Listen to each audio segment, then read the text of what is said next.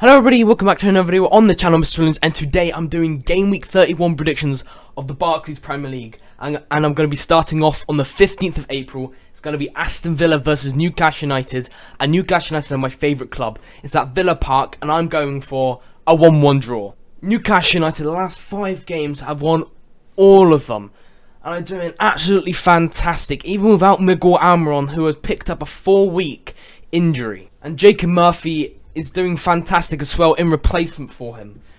But Aston Villa have also been doing fantastically, and they're currently sitting in a European spot, which I did not expect for this season. The last 5 games, no losses, last 4 games, wins, and having the home advantage against his side, Newcastle United, who have drew many games this season. I think they've got the second most draws. I think this could definitely be a draw. Both teams on really good form. I honestly can't split them if Newcastle are away against Villa Park. If Newcastle are home, I might go for Newcastle, because Villa's at home. I think I may go for a draw.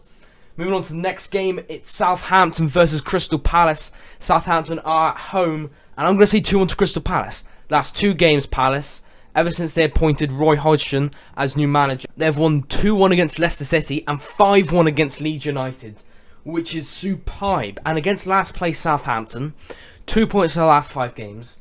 I think Crystal Palace are going to win this. Only just about. I think Southampton still have a chance. But I think Crystal Palace, the likes of Zaha still, Eze, Elise doing superb in recent form, I think they'll be able to get this win.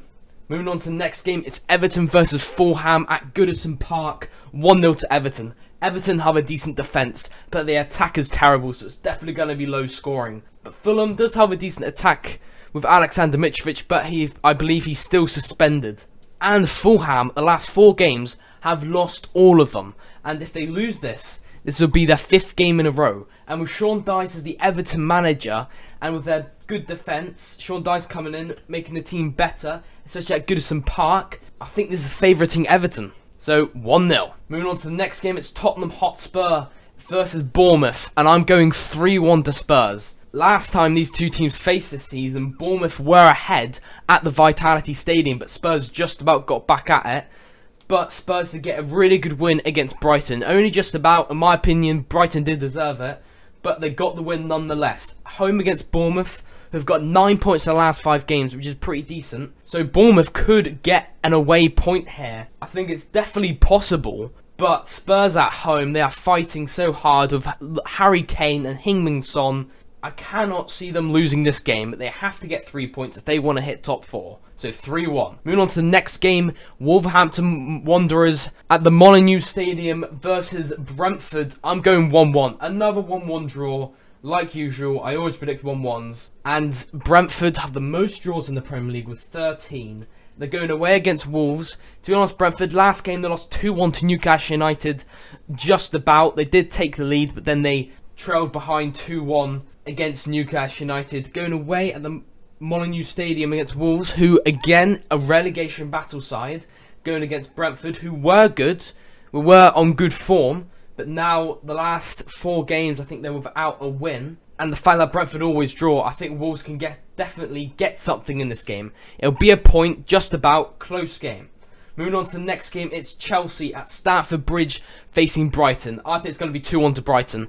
In my opinion, Brighton were very unlucky against Spurs. I think they had like 2 goals disallowed and 2 penalty decisions that didn't go Brighton's way. And they did play pretty well, Brighton, against Spurs. Away against Chelsea are doing terrible.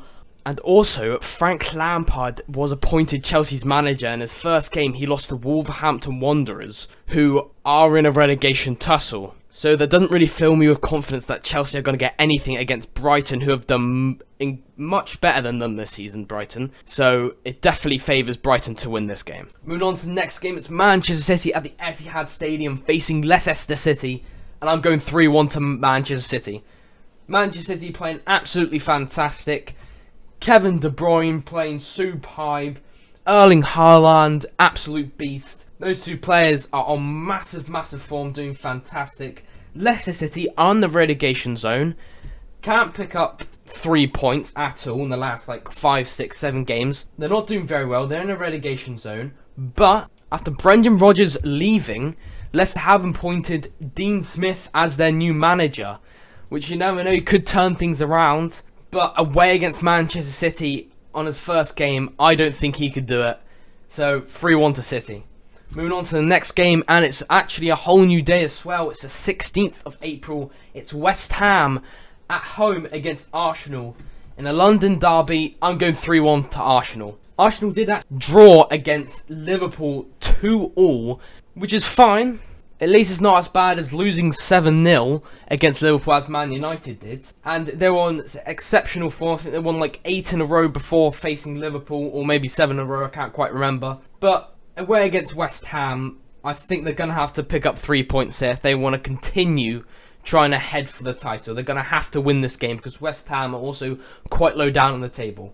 So I think they will achieve that. I think they will win.